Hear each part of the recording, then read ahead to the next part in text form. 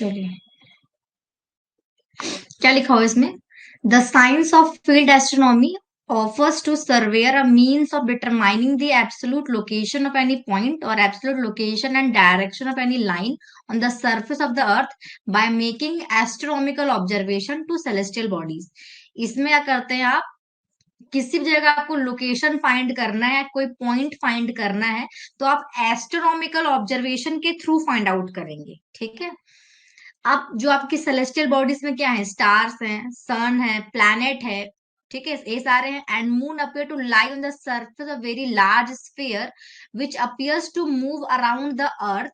To understand the real and apparent motion of these celestial bodies, surveyor must be familiar with the geometry of a sphere and spherical triangle. Field astronomy has a wide scope in geodetic surveying for determination of true meridian, latitude, longitude and time. मतलब ये सारे चीज को निकालने के लिए आप पूरा एस्ट्रोनॉमिकल ऑब्जर्वेशन करके आप किसी भी पॉइंट का लोकेशन, डायरेक्शन ये सब फाइंड आउट करते हैं। ठीक है। चलिए, जो इतना कुछ लिखा है तो एक छोटा डायग्राम से आप लोगों को थोड़ा एक्सप्लेन करूंगी इसमें। चलिए, देखिए, जो हम बेसिक पढ़ते आ रहे हैं, जो अर्थ का शेप होता है, अगर मैं अर्थ के शेप की बात करूं,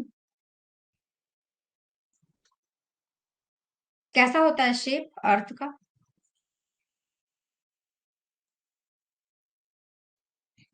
यहाँ आपको दो फिगर दिख रहा होगा। अर्थ का शेप कौन सा है इनमें से?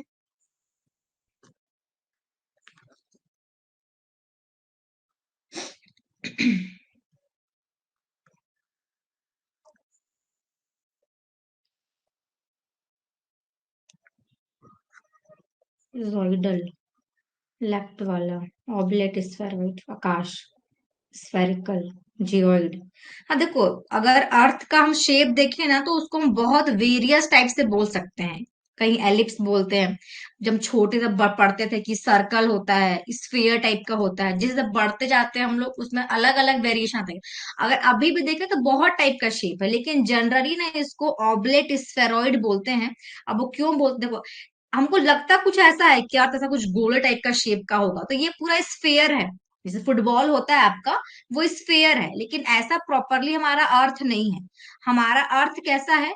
जो ये वाला आपका लाइन है, ये ये आपका ज्यादा है एज कंपेयर टू इसके। मतलब अगर हम इसको बोल रहे हैं ईस्ट, इसको बोल रहे हैं वेस्ट, इसको अगर आप नॉर्थ, इसको अगर आप साउथ बोलते हैं, तो जो आपकी नॉर्थ साउथ वाला जो आपका डिस्टेंस है वो कम है as compare to east west वाले के।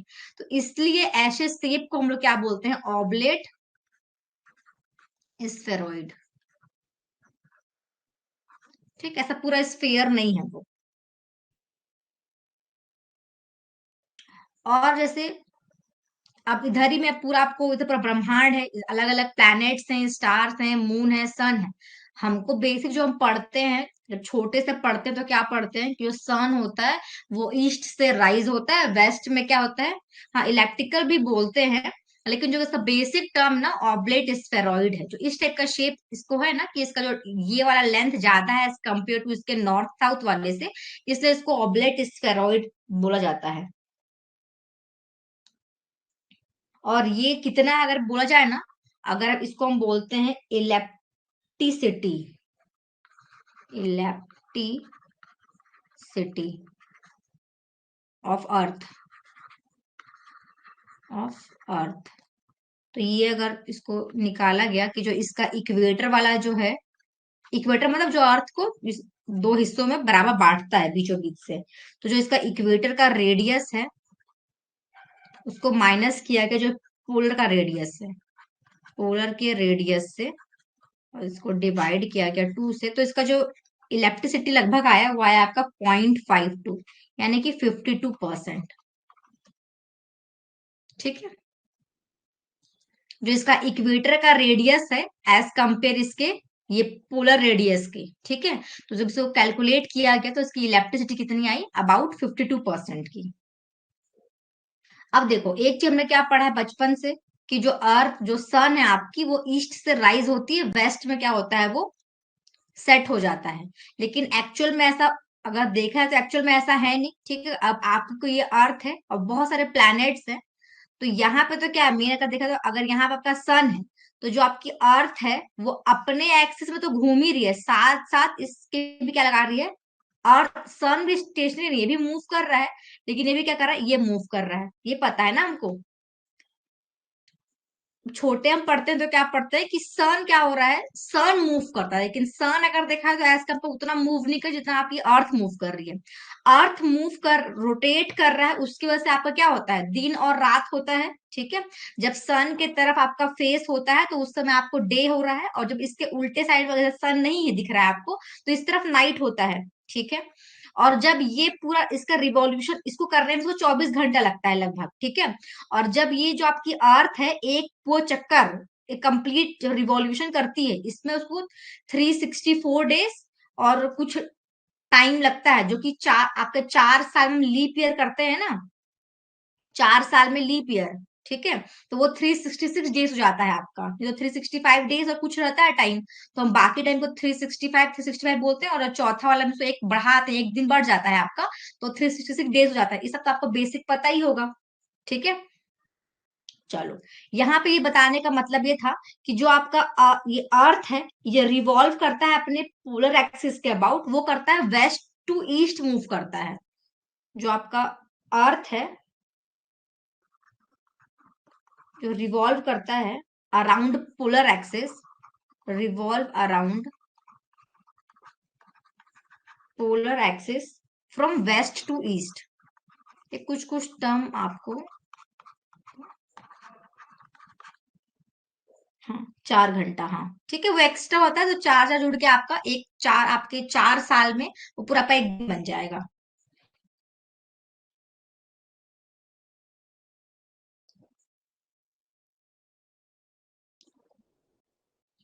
चलिए, हाँ 1/4 रहता है, ठीक है। हाँ, इसमें तो इतनी बताना था। चलो, अब इसमें हम लोग को ना थोड़ा बेसिक टर्म्स पढ़ना पड़ेगा, जैसे कुछ ये है, पहले कुछ इसमें ना बेसिक टर्मिनोलॉजी था, उसको समझ लेते हैं किसको क्या बोलते हैं, फिर आगे देखेंगे। यहाँ पे देखिए, जो पहला टर्म लिखा है यहाँ पे, जो पहला टर्म लिखा है वो आपका लिखा है द सेलेस्टियल स्फीयर, होगा होगा। इसमें देखो क्या लिखा हुआ है, the imaginary sphere on which heavenly bodies that is star sun moon etcetera appear to lie is known as celestial sphere.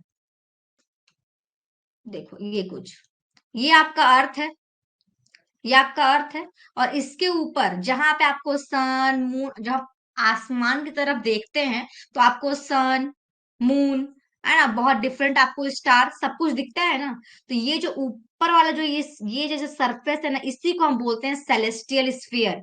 जो आपके अर्थ के ऊपर में जो पूरा ब्रह्मांड है आपका, जो आपको जब हम देखते हैं तो वो तो हमको दिखता नहीं है, जितना हम आंख से देख सकते हैं उतनी हमको दिखता है, ठीक है। अगर कोई ऑब्जर्वर यहाँ पे खड़ा है तो उसको तो यहाँ से यहाँ तक ही बस दिखेगा ना, यहाँ तक, फिर यहाँ कुछ टाइम के बाद लगेगा कि अर्थ और आपकी जो स्काई मीट कर रही है, जिसको हम हॉरिजन बोलते हैं, ठीक है क्या। सेलेस्टियल स्फीयर समझ में आ गया ना, ये जो आपकी अर्थ है, अर्थ के ऊपर जहां पे आपको सन मून जो भी जितने प्लैनेट सब कुछ दिख रहे हैं, उस वाले स्फीयर को आप सेलेस्टियल स्फीयर बोलेंगे, ठीक है। ये टर्म क्लियर है, सेलेस्टियल स्फीयर।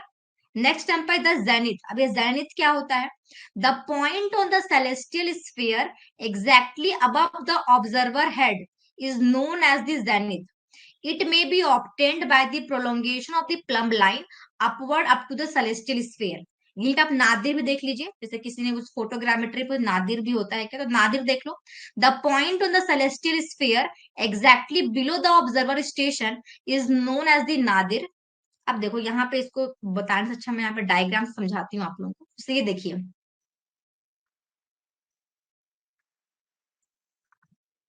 ये देखो ये कोई ऑब्जर्वर है,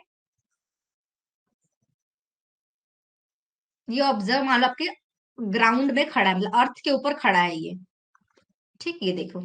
तो इसके जहां ये ऑब्जर्वर खड़ा है, इसके ऊपर आपने ये लाइन ऊपर आप लेके जस्ट इसके हेड के ऊपर आपने ऐसा वर्टिकल लाइन खींचा, आपके जो आपका सेलेस्टियल स्फीयर है वहां तक। तो इस पॉइंट को अपना जेनिथ बोलते हैं आप। ठीक है। जहां पे ऑब्जर्वर खड़ा है इसके नीचे आपने जहां तक सेलेस्टियल स्फीयर है आपका, आप वहां तक आ रहे हैं, तो उस पॉइंट को अपना नादिर पॉइंट बोलते हैं। क्लियर है कि जैसे इस डायग्राम में देखिए, अगर मान के चलिए कोई ऑब्जर्वर है, कोई ऑब्जर्वर है, मान लो यहाँ पे खड़ा है, ये ऑब्जर्वर खड़ा है यहाँ पे, ठीक है। अब इस ऑब्जर्वर के जस्ट वर्टिकल आपने लाइन ऊपर आप ले गए ऐसे करके स्फीयर, जबकि सेलेस्टियल स्फीयर यहाँ तक, और इसी पॉइंट को आप यहाँ पे नीचे ले आए ऐसे करके, तो ये आपका जेनिथ हो जाएगा और ये आपका नादिर हो जाएगा। क्लियर है क्या? जेनिथ और नादिर क्लियर है क्या? जहां पे ऑब्जर्वर, अब ऑब्जर्वर इस स्फेयर में कहीं भी हो सकता है, तो जहां भी ऑब्जर्वर है उसके ऊपर आप लाइन ले गए तो आपको जेनिथ देगा, उसके आपने नीचे लाइन खींचे तो आपको नादिर देगा। अब वो कहीं भी, यहां हो सकता है, यहां हो सकता है, कहीं भी हो सकता है ऑब्जर्वर आपका। ठीक है, चलिए, तो जेनिथ नादिर समझ में आ गया होगा। अब एक होती है आपकी जेनिथ नादिर लाइन, क्या होती है? तो the zenith, the observer station, the centre of earth and the nadir all lie on a line which is known as zenith nadir line. अब एक ऐसी लाइन जो कहाँ से पास हो रही है, ऐसी लाइन जैसे कि आपका ये अर्थ है और ये आपका क्या है, स्फेयर है। ठीक, समझ रहे, स्फेयर है। यहाँ मान लीजिए ऑब्जर्वर खड़ा है, ये आपके अर्थ कहीं ना कहीं पे सेंटर होगा, कहीं पे आपके अर्थ का सेंटर होगा। तो ऐसा पॉइंट जो ये मान लीजिए आपका जेनिथ है, ये जेनिथ, ऑब्जर्वर जहां पे खड़ा है उसका स्टेशन, अर्थ का सेंटर, और ये आपका नादिर। जेनिथ, ऑब्जर्वर जहां पे खड़ा है वो स्टेशन, अर्थ का जो सेंटर है वो, और जो है नादिर, इसको जो लाइन आपका ऐसे क्रॉस कर रहा है जो इमेजनरी लाइन, इस लाइन को अपना जेनिथ नादिर लाइन बोलेंगे। क्लियर है? जेनिथ नादिर लाइन क्लियर है क्या? देखो बेसिक ये सारे टर्म्स आपको सब पता होना चाहिए, ठीक है।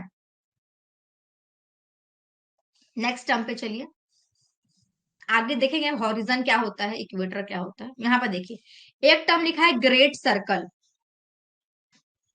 क्या लिखा है? Great circle.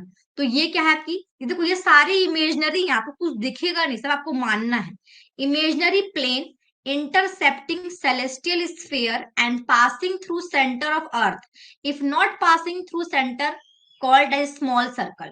देखो ये एक ऐसा प्लेन है आपका, हाँ हाँ काश, अगर सेंटर से नहीं होगा तो फिर उसको आप जेनिथ नादिर नहीं बोलेंगे।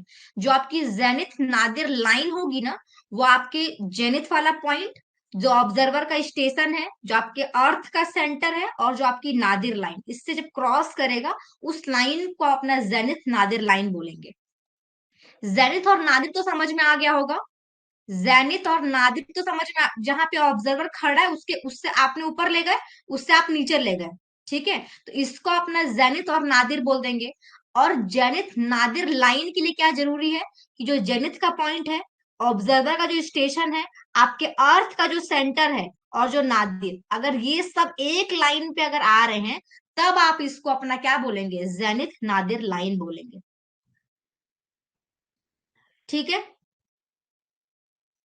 हाँ स्ट्रेट लाइन होगा।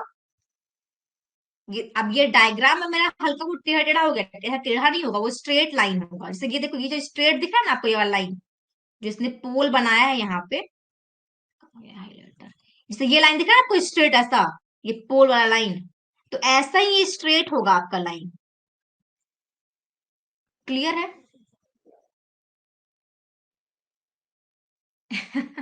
करते हैं स्पेस से भी रिलेट, जो कि आपके सन मून प्लैनेट्स जो है ना, उन वो कहाँ कहाँ किस जगह पे हैं, उससे हम लोग लोकेशन का पता लगाते हैं, तो वो ये सर्वे है फील्ड एस्ट्रोनॉमी। ठीक है, हमको हम लोग को ऐसे यहाँ पे नॉर्मल नहीं होता है ये सब, लेकिन अब आगे थोड़े ये सब एडवांस सर्वे का पार्ट है ना, इसके लिए थोड़ा ये भी पढ़ना पड़ रहा है हम लोग को। बेसिक हम लोग इतना नहीं करते हैं ये सब। पता नहीं, सही बात है, कुछ कुछ तो देख के लगता है कि क्यों डाल दिए हैं सिलेबस में जब कुछ काम ही नहीं है तो। पर अब क्या करोगे, अब है तो पढ़ना ही पड़ेगा, ठीक है, थोड़ा थोड़ा।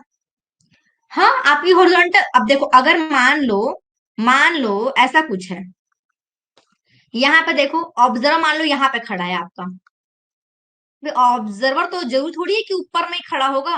मान लो ऑब्जर्वर मेरा यहाँ खड़ा है, रुको बना रही हूँ मैं, कहाँ गया पेन, ये लो, और यहाँ खड़ा है, तो इसके ऊपर मैं लाइन ले गई, इसको अपना जेनिथ बोल रही हूँ मैं। इसके नीचे लाइन ले गई मैं से करके, तो इसको मैं नादिर बोल रही हूँ। अब ये अगर सेंटर से गुजर रहा है तो ये मेरा जेनिथ नादिर लाइन हो जाएगा, तो ये हॉरिजॉन्टल भी हो सकता है ऐसा।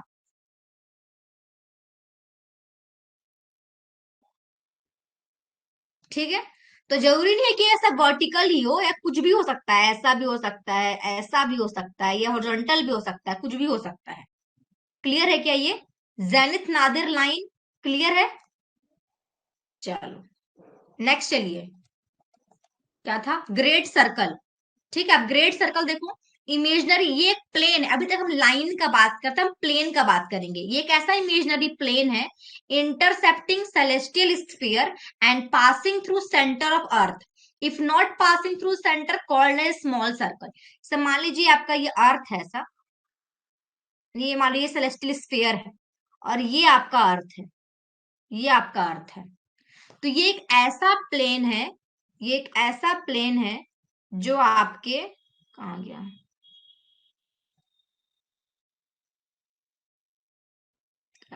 मान लो ये कलर ले लेती हूँ, चलो, ये सेंटर ऑफ अर्थ से पास होगा ऐसा कुछ करके, जो आपके अर्थ के सेंटर से आपके स्फेयर तक जा रहा है। तो ये आपका सेलेस्टियल स्फेयर है ना, ये ब्रह्मांड है हमारे, सेलेस्टियल स्फेयर है। ये तो मेरे को, मैं तो ये तो आपको काट के बता रही हूँ ना, एक्चुअल में तो पूरा आपका ये सब गोल है, समझ रहे हो, ग्लोब। जैसे कि जो आपका अर्थ है, या तो अर्थ को इमेजिन नहीं कर पाता, ग्लोब को इमेजिन करो, ग्लोब ही मान लो आपका, ऐसा पूरा गोल है। तो एक ऐसा पूरा प्लेन है, हम लाइन को नहीं बोलेंगे। ग्रेट सर्कल क्या सर्कल है, जो आपके एक ऐसा इमेजनरी प्लेन जो कि आपके सेलेस्टियल स्फीयर तक पास होगा, और अर्थ के सेंटर से पास होगा, मतलब आपके अर्थ को दो ऐसे हिस्से में काट रहा है ये पूरा प्लेन। इस प्लेन को आप अपना क्या बोलेंगे, ग्रेट सर्कल बोलेंगे। अगर सेंटर से पास हो रहा है ये लाइन, तो ये आपके लिए ग्रेट सर्कल है। अगर आपका सेंटर से पास नहीं हो रहा, मान लो कोई हमने ये बनाया, हमने कोई ये लाइन बनाया, ये सेंटर से ये भी कोई प्लेन है मान लो, ये प्लेन आपका सेंटर ऑफ अर्थ से पास नहीं हो रहा है, तो इसको हम बोलेंगे स्मॉल सर्कल। क्लियर है क्या?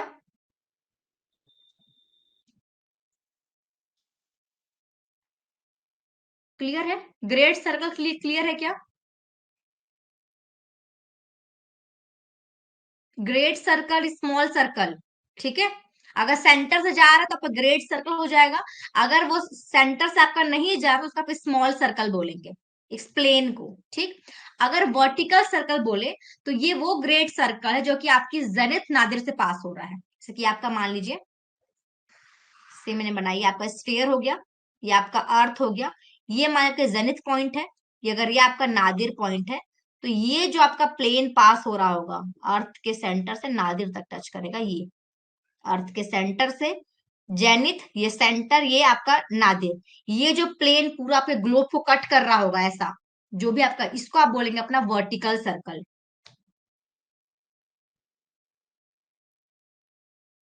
ठीक है, great circle, small circle, vertical circle clear है।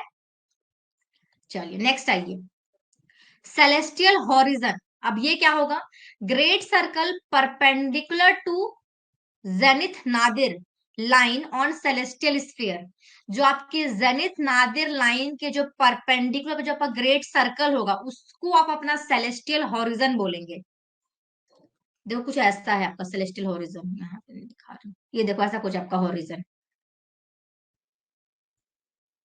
जो आपकी जेनिथ और जो नादिर लाइन है, इसके परपेंडिकुलर जो आपकी प्लेन होगी ना, उसको आप अपना क्या बोलते हैं, सेलेस्टियल हॉरिजन बोलते हैं। ये सारे हम प्लेन के बात में बात कर रहे हैं, लाइंस नहीं है ये सारे, ठीक है। चलो, अब नेक्स्ट आता है आपका सेलेस्टियल इक्वेटर। अब देखो इक्वेटर क्या हो जाएगा, ये देखो, जैसे अगर ये आपका अर्थ है, ये अर्थ का क्या है, मान लीजिए इक्वेटर है ये, ये अर्थ का आपका क्या इक्वेटर है। तो इसी इक्वेटर को अगर आप अपने सेलेस्टियल स्फीयर तक ले गए तो इस इक्वेटर को आप क्या बोलेंगे, अपना सेलेस्टियल इक्वेटर बोलेंगे। जो आपका अर्थ का इक्वेटर है, इसी इक्वेटर को आप लाइन को आगे कहां तक ले गए, अपने सेलेस्टियल स्फीयर तक ले गए। ये आपका जो गोला है ऊपर वाला है, आपका सेलेस्टियल ब्रह्मांड है ये। तो इसी इक्वेटर को अगर आप यहां तक ले गए तो इस इक्वेटर को क्या बोलेंगे, आप सेलेस्टियल इक्वेटर बोलेंगे। ठीक है। अब यहाँ पे एक आता है टेरेस्ट्रियल पोल्स। तो पोल्स क्या होगा, जो आपका अर्थ है वो एक्चुअल में ऐसा ऐसा तो नहीं है, वो हल्का सा टिल्ट है अपने एक्सिस से ये। तो ये जो आपका पोल है ना, नॉर्थ पोल को आप साउथ पोल बोलते हैं। तो इसको अपना जो आपका अर्थ का नॉर्थ और जो साउथ पोल है, इसको आप अपना टेरेस्ट्रियल पोल्स बोलते हैं। जिसके अबाउट आपका अर्थ से करता रोटेट करता है, इसको क्या बोलेंगे, अपना नॉर्थ और साउथ पोल्स, इसको हम टेरेस्ट्रियल पोल्स बोलेंगे।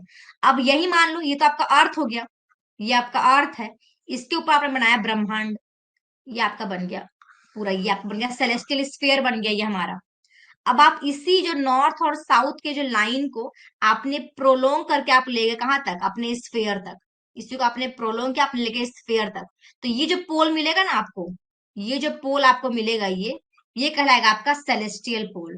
क्या कहलाएगा ये, सेलेस्टियल पोल। क्लियर है क्या। ये आपका क्या हो गया, अर्थ है, अर्थ का अपना नॉर्थ और साउथ है जो इसके पोल है। इसी पोल को आप आगे प्रोलॉन्ग कर लिया अपने स्फीयर तक, सेलेस्टियल स्फीयर तक। तो इस पॉइंट को आप क्या बोलेंगे, अपना सेलेस्टियल पोल्स बोलेंगे। तो नॉर्थ में रहेगा आपका, साउथ में भी रहेगा। ठीक है यहां तक। नेक्स्ट है ये ऑब्जर्वर मेरिडियन। ऑब्जर्वर मेरिडियन, तो ये क्या है आपका, vertical circle passing through zenith, nadir and pole point. एक ऐसा मेरिडियन, ठीक है, मतलब वो वर्टिकल सर्कल जो आपके जेनिथ से, नादिर से, पोल के पॉइंट से, जैसे कि मान लो मैंने कोई एक ऐसा बनाया, एक मान लीजिए आपका या मान लीजिए एक वर्टिकल सर्कल है, यहाँ पे आपको जेनिथ भी दिख रहा है, यहाँ मान लीजिए आपको अपना पोल भी दिख रहा है, आपको यहाँ पे नादिर भी दिख रहा है। तो ये जो हमने बनाया एक वर्टिकल सर्कल, जिसमें आपको जेनिथ भी दिख रहा है, पोल भी दिख रहे हैं, ये आपका मतलब नॉर्थ पोल है, आपका यहाँ मान लीजिए आपका साउथ पोल है, ये साउथ पोल है, यहाँ जेनिथ भी है, नादिर भी है, आपके पोल्स भी हैं। तो ये जो आपका सर्कल कहलाएगा, ये कहलाएगा observer meridian. Observer meridian. Terrestrial poles का मतलब है कि मान लीजिए आपका ये अर्थ है, तो अर्थ का अपना पोल है नॉर्थ और साउथ। ठीक है, ये आपने एक पोल बनाया नॉर्थ, ये बनाया आपने साउथ। ये वो देखो, एक्चुअल में हमको लगता है कि ऐसा गोल है अर्थ, लेकिन ये ऐसा गोल नहीं है, वो हल्का सा क्या है, टिल्ट है अपने एक्सिस के अबाउट। तो जो टिल्ट है, मैं इसको इसे मैं इस लाइन को मैं टिल्ट बनाया है थोड़ा। ठीक, तो ये जो टिल्ट वाला लाइन है, जो इमेजनरी, इसको आप नॉर्थ बोल रहे हैं, ऊपर वाले को नीचे लगा रहे हैं, आप साउथ बोल रहे हैं। तो ये जो पोल है ना, इसी पोल को अपना टेरेस्ट्रियल पोल बोलते हैं। अब इसी पोल को अगर आप इलोंगेट करके अपने स्फीयर तक ले गए तो इस पॉइंट को अपना सेलेस्टियल क्या बोलेंगे, पोल बोलेंगे। तो सेलेस्टियल नॉर्थ हो जाएगा, या आपका सेलेस्टियल साउथ पोल हो जाएगा।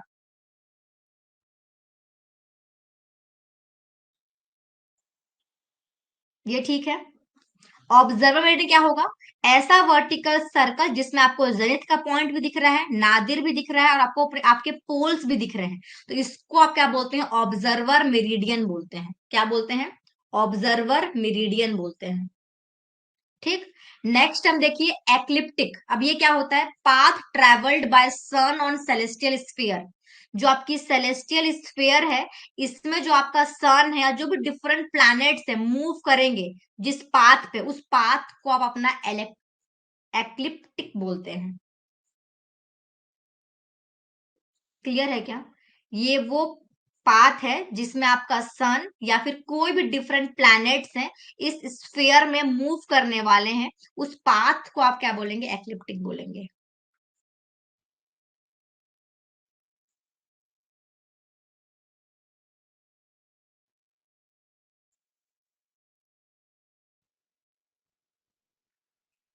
आप लोग जीके वगैरह में थोड़ा पढ़े होंगे, कि वो सब पढ़ते हैं ना हम लोग, कि एक ऐसा मतलब, जबकि पूरे ईयर्स में आपके पास ऐसा डे होता है जब आपका डे और नाइट इक्वल होते हैं। ठीक है, फिर एक हम पढ़ते हैं विंटर सॉलिस्टिक, और आपका एक पढ़ते हैं जिसमें दिन बहुत लंबा होता है, सबकी खिचड़ी बन रही है। देखो खिचड़ी नहीं बनाना है। देखो थोड़ा थोड़ा सा है, पर थोड़ा समझोगे तो समझ में आ जाएगा, है ना।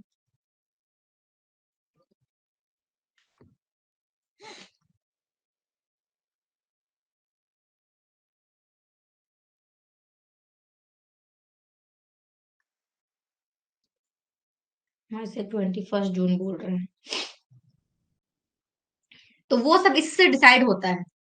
डिसाइड करते हैं, ये जो पाथ है ना, इस पाथ से लोग डिसाइड करते हैं कि वो first point of Libra, Aries, बहुत ऐसे अलग अलग टर्म्स हैं, उतना डेप्थ में उनमें नहीं जा रही हूँ।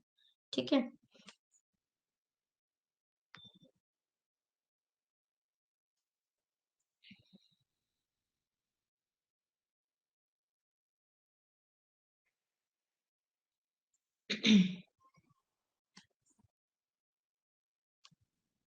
हाँ, जैसे समर सॉलिस्टिक आपका होता है 21 जून को, और जो विंटर सॉलिस्टिक होता है ना, उसमें आपका 21 या 22 दिसंबर को होता है वो।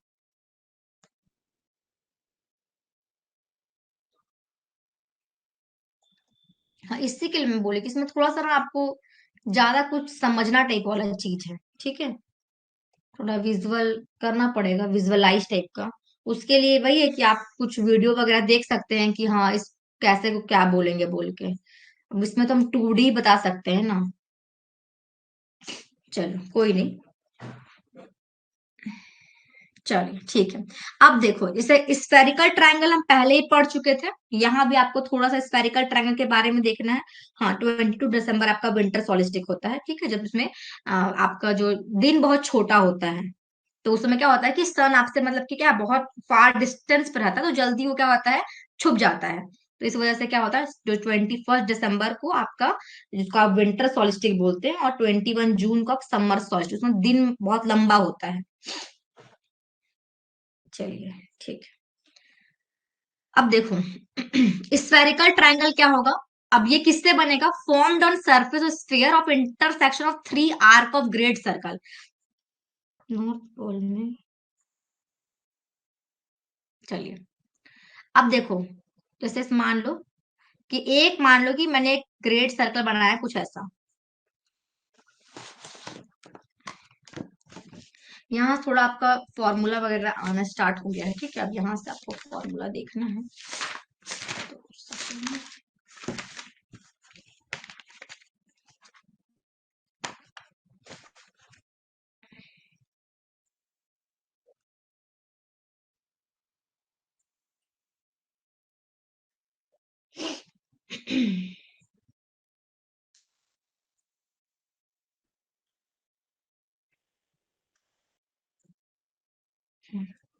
तो मान लीजिए कोई आपका एक सर्कल ऐसा गया, ग्रेट सर्कल है एक।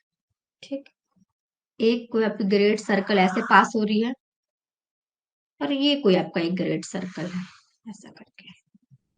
हाँ, वही वाला है, बस वही चीज। ठीक है। तो यहाँ मान लीजिए आपको ये आपको एक ट्रायंगल जैसा मिल रहा है। इस ट्रायंगल मान लीजिए आपने नाम दे दिया ABC। ठीक। अब ये कोई डिफरेंट डिफरेंट आपके पास एंगल भी हो सकता है।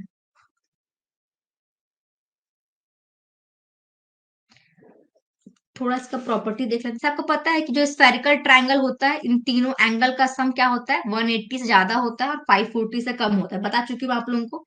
लेकिन इसमें कुछ कुछ प्रॉपर्टी और है। पहला एक प्रॉपर्टी इसमें है कि कोई भी जो इसका एंगल है ना, कोई भी जो इसका एंगल होगा, एनी एंगल,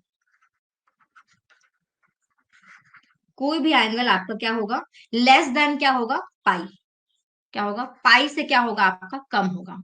कोई भी, अगर आप एंगल ए की बात करें, एंगल बी क्या है, एंगल सी की, आप कोई भी अगर आप एंगल लेते हैं, तो उसकी वैल्यू पाई से क्या होगी, कम होगी। ठीक। इसका जो दूसरा प्रॉपर्टी है आपका, जो सम होगा, सम ऑफ 3 एंगल, अगर हम 3 एंगल का सम करते हैं, तो वो क्या होगा, क्या होगा, 180 से पता है आपको ज्यादा होगा और 540 से कम होगा। ठीक है। तो वो 3 पाई से क्या होगा आपका, कम ही होगा। चलिए, एक और मैं बता चुकी हूँ आपको कि 180 से क्या होता है ज्यादा और 540 से क्या होता है कम। तो इसके तीनों एंगल का सम होता है। ठीक। जो सम होता है इसके दो साइड का, सम ऑफ टू साइड, अगर आप इसके किसी भी दो साइड का सम करते हैं तो वो बड़ा होता है थर्ड साइड से। तो तीसरा साइड होगा उससे क्या होगा, इसका वैल्यू क्या होगा, ज्यादा होगा। कुछ प्रॉपर्टीज हैं, ठीक है।